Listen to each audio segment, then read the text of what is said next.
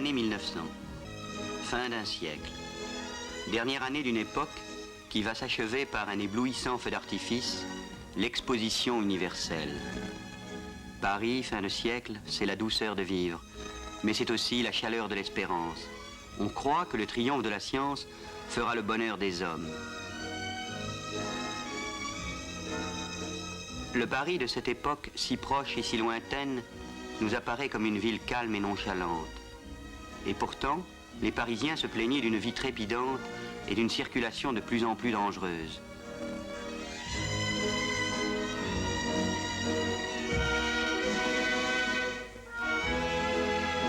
Le bois de Boulogne est encore l'endroit élégant où l'on vient faire de la bicyclette et du cheval.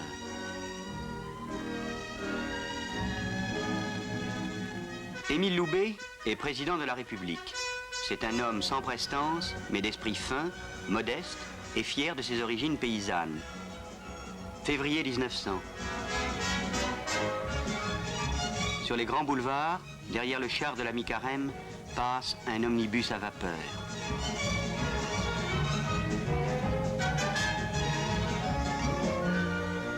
La date d'ouverture approche. Sera-t-on prêt? On représente déjà l'exposition sous les traits d'une petite Parisienne qui s'excuse de n'être pas encore habillée. Pourtant, le 15 avril, le président Loubet, accompagné de M. Millerand, inaugure l'exposition.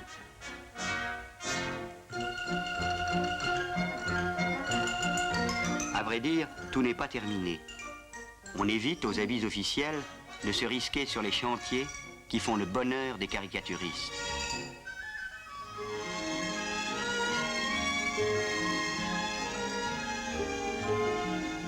Depuis 5 ans, d'immenses travaux ont bouleversé les deux rives de la Seine, entre les Invalides et la Tour Eiffel.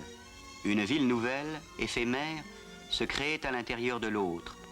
Tout un quartier de Paris prenait l'aspect fabuleux d'un pays inconnu, dont la porte monumentale, du plus pur moderne style, se dressait près de la place de la Concorde.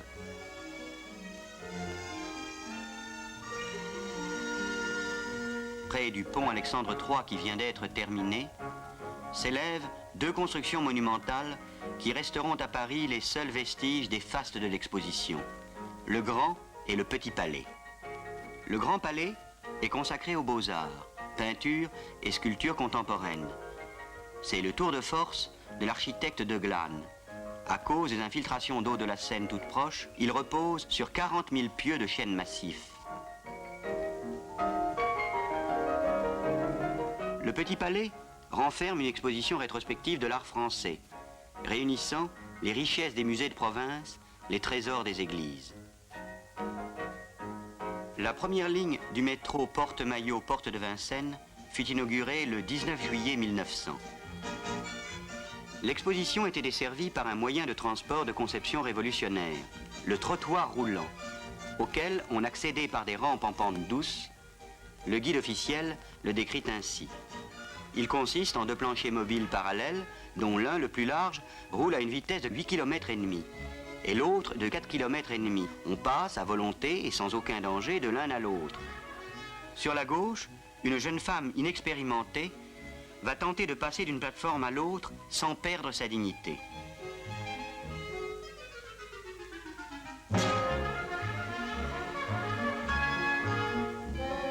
Le mouvement est continu, le tarif unique est de 50 centimes. Le trottoir roulant faisait un grand cercle au croisement de l'école militaire, reposant sur un viaduc en charpente de 7 mètres de hauteur.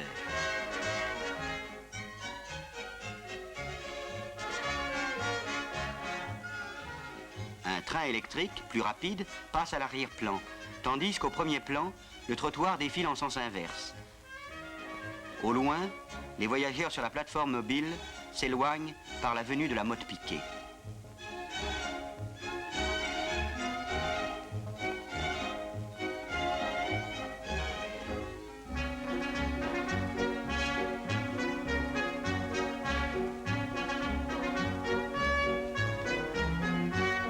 Arrivé à l'hôtel des Invalides, la plateforme passait devant une des portes principales de l'exposition donnant sur l'esplanade.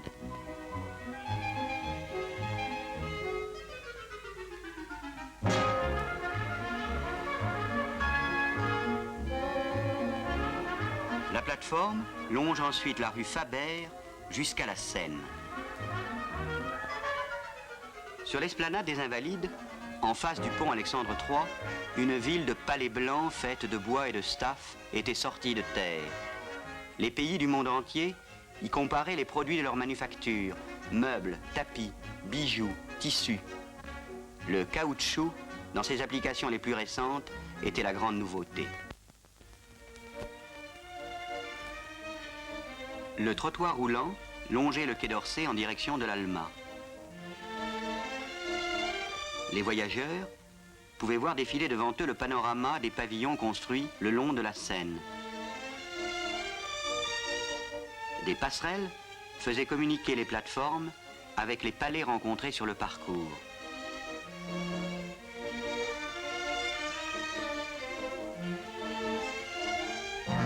Au fond, le trottoir roulant enjambe le quai.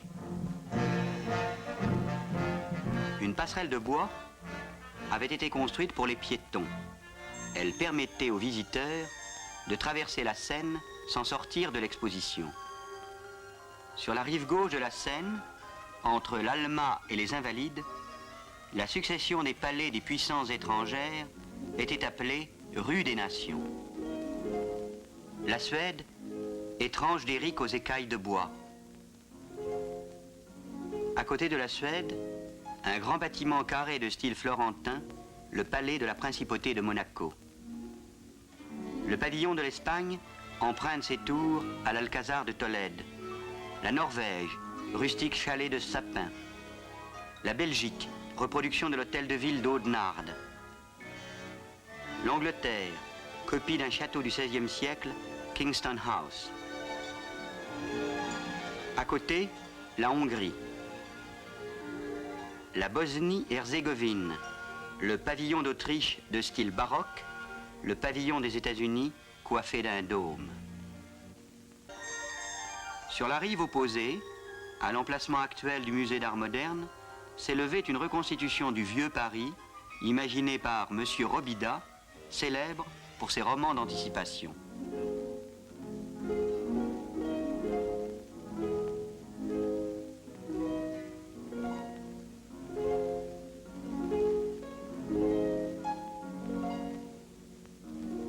Très loin de là, un grand village suisse avait été reconstitué entre l'avenue de Suffren et la Motte-Piquet.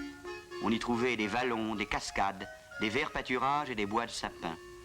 Des divertissements folkloriques étaient donnés dans ce paysage enchanteur, recréé par le stuc et le ciment.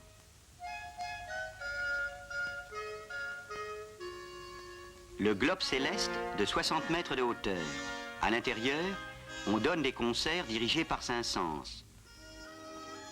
Avenue de la Bourdonnais, la plateforme passait devant les immeubles à la hauteur des fenêtres du premier étage, provoquant des incidents dont Courteline s'inspira pour sa pièce, l'article 330.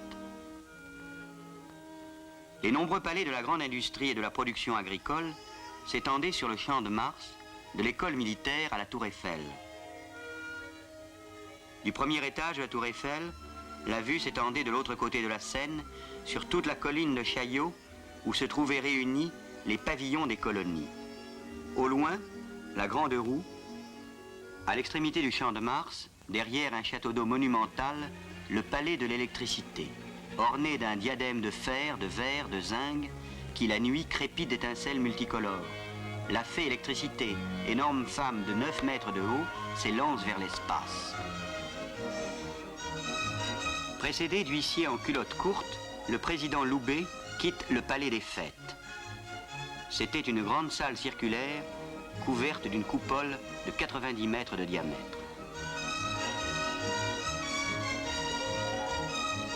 C'est de là que partaient d'innombrables défilés folkloriques que les opérateurs de M. Louis Lumière tourneront inlassablement.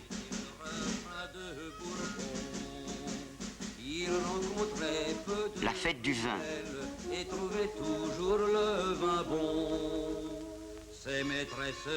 La femme est reine de toutes ces fêtes, reine des fleurs, reine des parfums, reine des rêves qu'emportent les touristes, toujours dans le style de la vie parisienne. Mais que symbolise ce dernier cortège précédé d'un amite.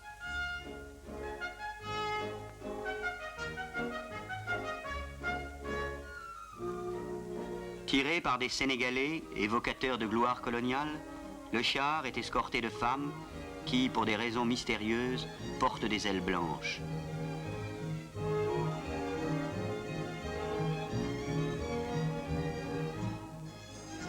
Des jardins, des parterres fleuris, des fontaines entouraient la tour Eiffel. À l'arrière-plan, à droite, l'imposant pavillon des machines.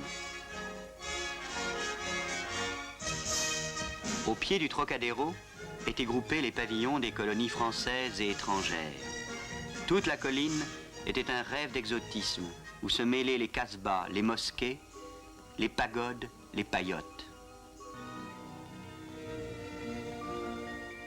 Le père de famille se dit qu'il reviendra seul pour admirer le ventre mobile des Ouled Niles. La réalité est un peu décevante. On sert du thé à la menthe et les enfants sont admis. La célèbre danseuse américaine, Loie Fuller. Il faut imaginer les voiles qu'elle agite éclairées de lumières changeantes. Elle est tour à tour flamme, fleur, étoile, libellule ou papillon de nuit.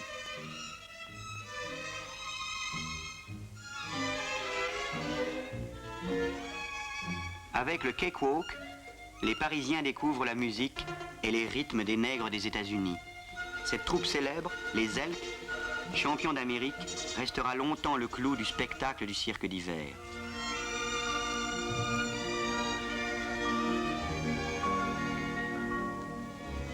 Pour clôturer l'exposition, le président Loubet avait convié tous les maires de France à un banquet monstre dans les jardins des Tuileries. L'exposition avait été non seulement un succès, mais aussi un bienfait. Les Français, qui voyagent peu, avaient découvert le monde et leur haine envers l'étranger s'était un peu dissipée. Elle avait détendu les nerfs, marqué une trêve entre les hommes. Mais nous ne pouvons avoir pour ces images uniquement la tendresse amusée qu'on porte aux albums de famille. Ces messieurs à moustache et à chapeau de forme, qui étaient émerveillés par ce qui nous semble naturel aujourd'hui, ont été les accoucheurs de notre présent. Car cette fin de siècle a vu le commencement de grandes choses. Le moteur à explosion, le premier dirigeable, l'invention de l'air liquide, le cinéma, les premiers transatlantiques géants, et surtout la domestication de l'électricité. La fée électricité fut la grande triomphation. Un journaliste écrit « C'est la souveraine toute-puissante, investie par le génie humain d'un pouvoir infini. D'un geste, elle dégage le monde des ténèbres et prête un magique éclat à toute l'étendue des travaux de la paix. »